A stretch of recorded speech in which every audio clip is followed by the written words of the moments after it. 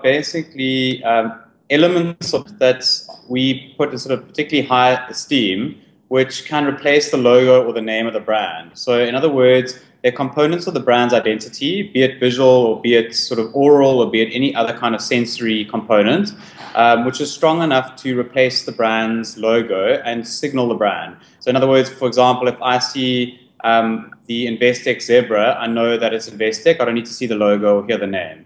So that's, I mean, a simple example that we'd all be familiar with. Having a selection of different brand assets to play with gives brands a lot more scope to signal the presence of the brand without necessarily relying on slapping the logo on, which is the first thing. The second thing is we can imbue those brand assets often with a lot of meaning that can't necessarily be imbued into the logo. So the logo generally stands for the entire brand. Into the brand assets, we can perhaps imbue some additional meaning that helps us signal important attributes about the brand.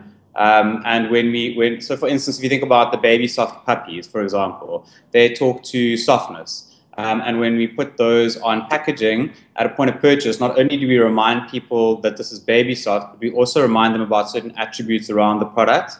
And that helps sort of build what we call salience, or what we refer to as salience in the minds of consumers, which is just a richer memory structure around the brand, not just signaling the brand itself.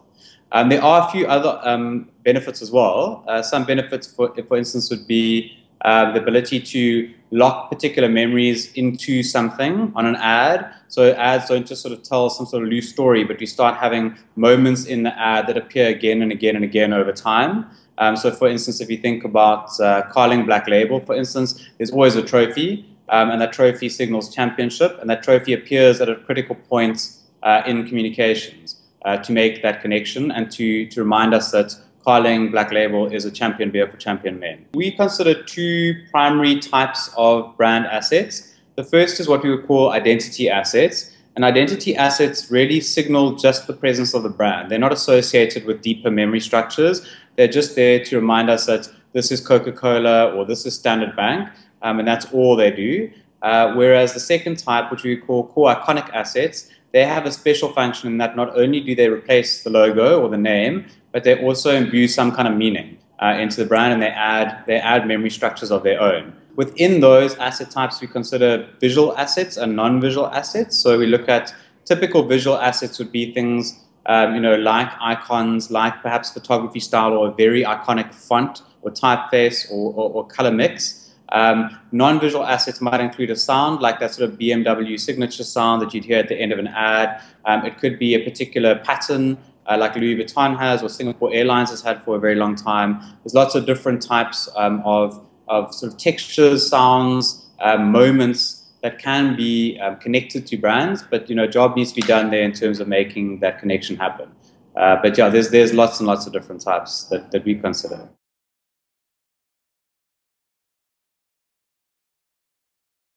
Carling Black Label, which is a client that we've worked on for a long time, we've been working on the brand assets methodology with them, and we believe that much of their sort of recent success is owed to the sort of simple memory structures that have been built around the brand and the connections that consumers are able to make. So the fact that Carling Black Label is a champion beer for champion men, that sort of positioning, which is a change from their positioning a few years ago, is very, very simply sort of personified, if you will, in this set of assets, specifically the trophy, which speaks to championship. And there's also a broader narrative that underlines the brand, which comes through in different assets. So I won't go into too much detail here, but essentially there's three different very, very core iconic assets, and they all signal different parts of the brand. Another really good example, I think, is Vida. Vida, I mean, their coffee cups are very iconic, that iconic red, which is, I think they could work harder to build it into a truly core iconic asset, but there's definitely some memory structures there, and there's definitely an identity asset that's being built there. But in addition to that, you've got in addition to the Vida logo, you've got that crest, that coat of arms, which is actually a stylized version of the Portuguese coat of arms, which speaks to their kind of Portuguese heritage, but in a kind of modern, contemporary way that you'd expect from Vida. And that's not their logo. That's separate from their logo. And so you'll see they sort of interchange their logo with that crest a lot. And they can use sort of either to signal the brands. On the coffee cups, their crest will appear. and then on their takeaway cups, the logo will appear, for argument's sake. Also, that sort of shout that happens at the till point that kind of conveys the energy of the brand. When the server sort of shouts your order out, that's quite a distinctive brand asset. I mean, if you had that sort of shouting in any coffee environment, I'd immediately know that was Vida. I think it does do a very good job of creating memory structures that are richer than for perhaps competitors.